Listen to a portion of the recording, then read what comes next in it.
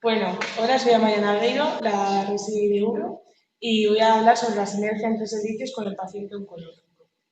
Primero voy a hablar un poco de la epidemiología de los tumores genitourinarios, luego daré unas breves pinceladas sobre su tratamiento, hablaré también de la nefrotoxicidad y de la primera aproximación terapéutica a esta nefrotoxicidad de estos fármacos, y luego haré un análisis descriptivo de la consulta de nefrooncología. En cuanto a la epidemiología de estos tumores, vemos aquí dos gráficos con las tasas de incidencia de los tumores genitourinarios durante el año 2018, tanto brutas como ajustadas. Vemos como las tasas de incidencia del cáncer de próstata son bastante elevadas. De cada 100.000 hombres, 146 desarrollaron un cáncer de próstata y 77 desarrollaron un cáncer de vejiga. Estas cifras son más bajas en mujeres, pero están aumentando debido al aumento del consumo de tabaco por parte de estas. En cuanto al riesgo acumulado, vemos como que de cada 100 hombres que viven hasta los 79 años, un 11,2 desarrolló un cáncer de próstata y 6 un cáncer de vejiga. De nuevo, estas cifras son más bajas en mujeres. Aquí vemos dos gráficos con la proporción de incidencia y proporción de mortalidad de todos los tumores diagnosticados en 2020 en hombres. En cuanto a la incidencia, podemos ver como los tumores como el cáncer de próstata representan un 23%, el de vejiga un 11%.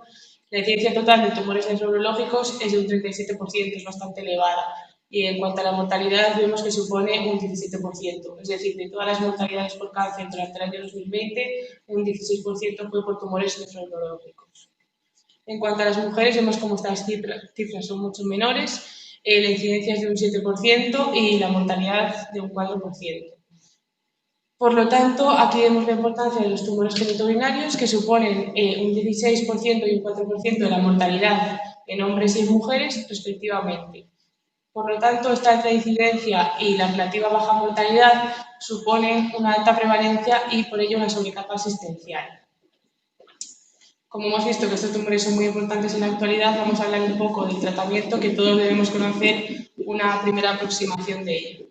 Para el tratamiento del cáncer de próstata disponemos de cirugía, disponemos de radioterapia, tanto externa como brachyterapia, también disponemos de tratamiento hormonal con agonistas de la LHRH, antagonistas de la LHRH, antiandrógenos de primera generación y de segunda generación. También disponemos de quimioterapia sistémica con taxanos, radiofármacos, inmunoterapias y terapias dirigidas como el olaparib. Para el cáncer de vejiga disponemos de diferentes tipos de terapias. Tenemos terapia intravesical con quimioterapia basada en mitomicina C o epilumicina. Disponemos de inmunoterapia con BCG, de cirugía, también de quimioterapia sistémica, para lo cual se suelen dividir los pacientes en aquellos que pueden tomar cisplatino o los que no, inmunoterapia. Para el cáncer renal disponemos de cirugía, que puede ser tanto nefrectomía parcial como nefrectomía total, y de inmunoterapia con inhibidores de INF-alfa, que se suele utilizar en combinación con bevacizumab, fármacos antidiana molecular, como inhibidores de la tirosinquinasa, anticuerpos monoclonales e inhibidores de la mTOR. Para el cáncer de testículo disponemos de cirugía, radioterapia y quimioterapia. Generalmente utilizamos la combinación de glomicina, etoposide y cisplatino. Para el tratamiento del cáncer de pene disponemos de cirugía, radioterapia, láser, también quimioterapia tópica, quimioterapia sistémica e inmunoterapia con los anti-ER, de los que hablaremos posteriormente. Ahora voy a hablar un poco de la nefrotoxicidad de este tipo de tumores y de la primera aproximación terapéutica a esta nefrotoxicidad.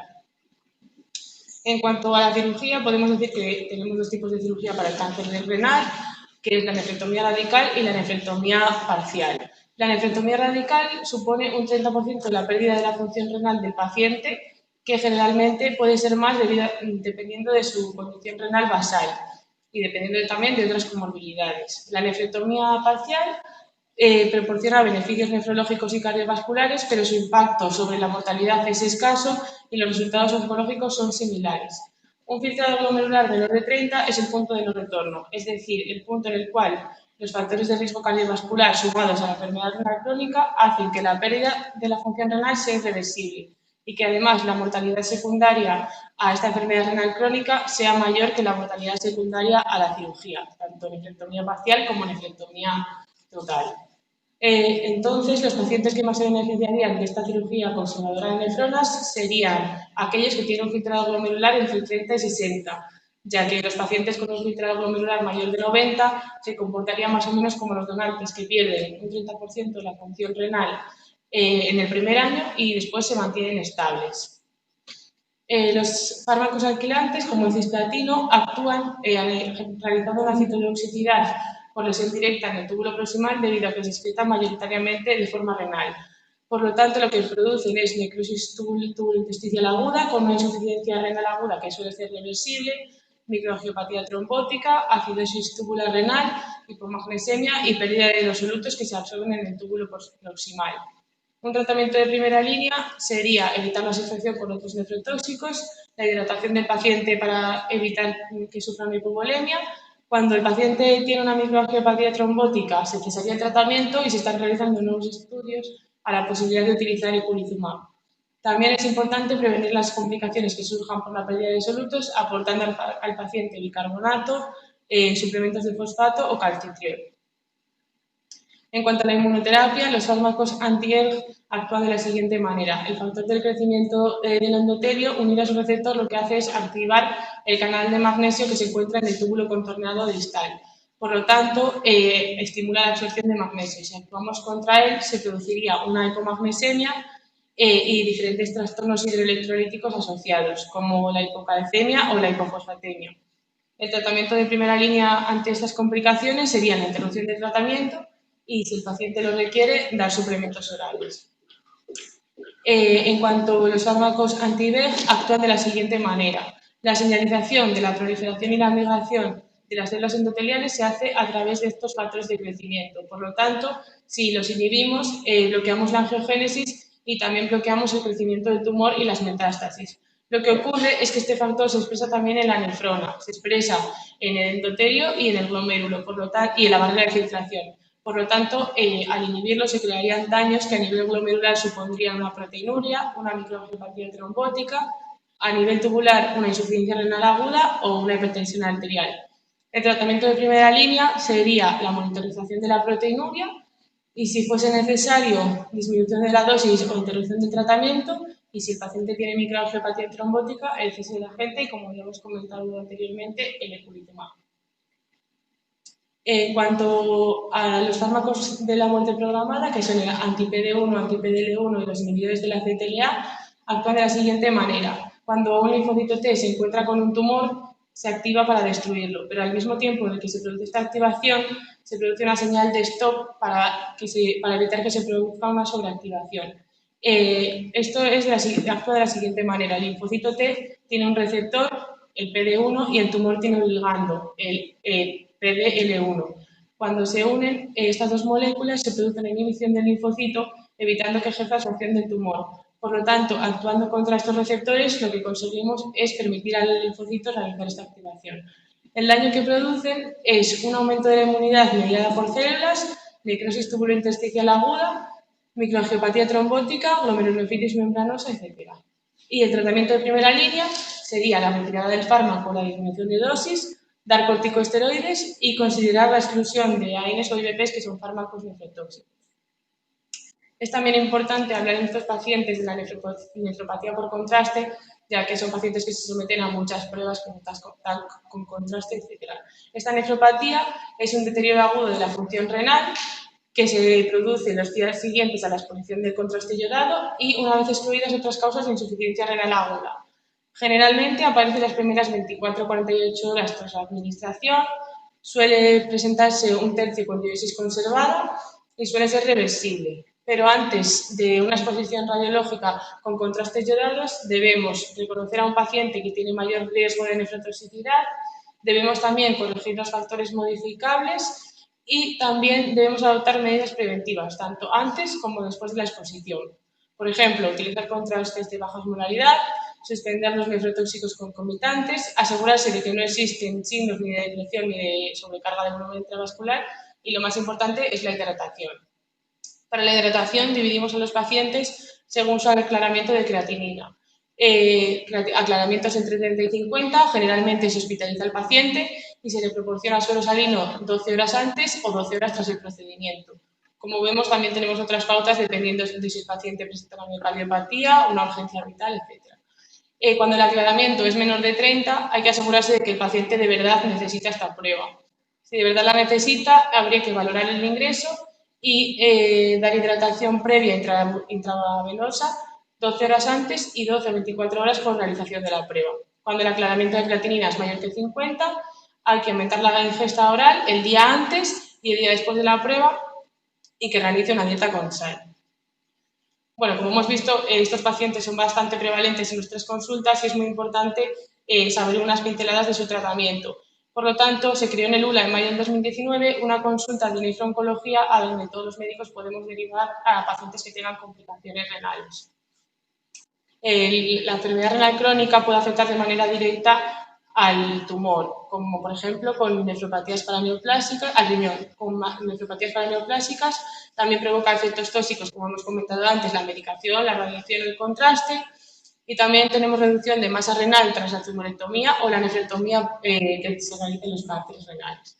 Se pueden surgir procesos agudos como microangiopatía trombótica, insuficiencia renal aguda, nefropatías intersticiales o crónicos como un empeoramiento de la enfermedad renal crónica, la fibrosis intersticial o los trastornos hidroelectrolíticos. La necesidad de esta consulta de oncología surge porque necesitamos detectar de manera precoz la enfermedad renal de estos pacientes y establecer las medidas de nefroprotección.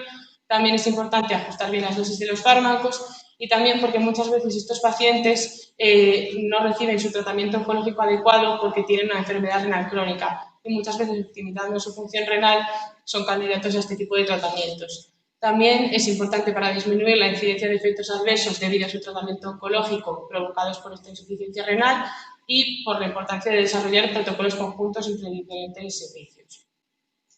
El objetivo de este estudio fue realizar un análisis descriptivo de la consulta de onconefrología de Lula, que como había dicho antes se abrió aquí en mayo de 2019, valorar las características y la evolución de los enfermos de esta consulta. Para ello se recogieron los datos de todos los enfermos derivados de esta consulta durante el año 2019 y de la historia clínica se recogieron variables como sexo, patrones de riesgo cardiovascular, procedencia, motivo de la derivación, tipo de tumor, etc. Los resultados fueron los siguientes. El tamaño de muestra fue de 65 pacientes, de ellos un 73% fueron hombres, la edad media fue de aproximadamente unos 72 años y vemos que desde el diagnóstico hasta el momento de la consulta, para un 36% de los pacientes pasó menos de un año y medio y un tercio aproximadamente fueron derivados a esta consulta tras 5 años de su diagnóstico. En cuanto a la evolución, la inmensa mayoría de los pacientes, el 78% más o menos, continúa en seguimiento. 10 pacientes murieron y se le dio el alta a 4. En cuanto a los factores de riesgo cardiovascular, vemos como este tipo de población tiene unos factores de riesgo cardiovascular muy elevados. Un 78% eran hipertensos y un casi 40% eran diabéticos. Estas cifras son mucho mayores que los de la población normal ajustadas por sexo y edad.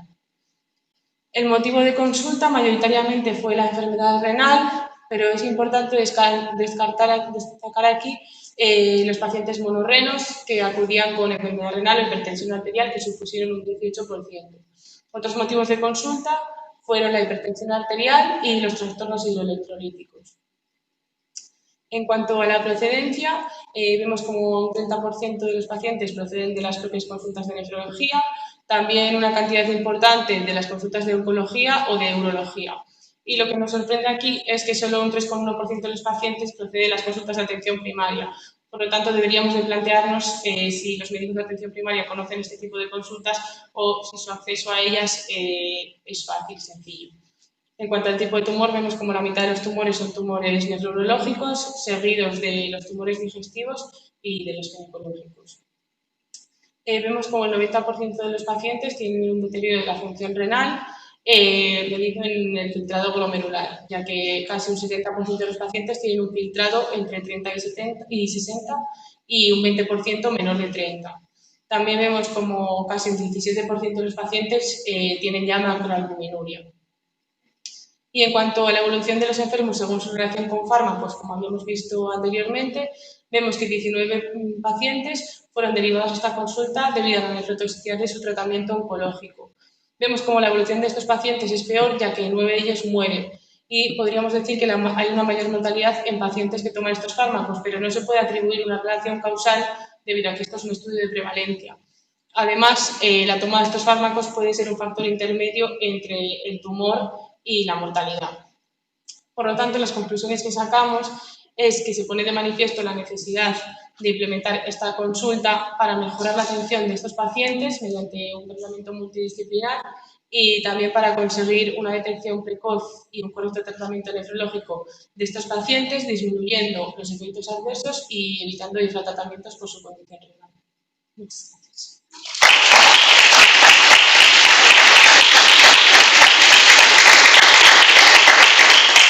A ver si se animan los R1 a dar la charla, ya que he empezado yo.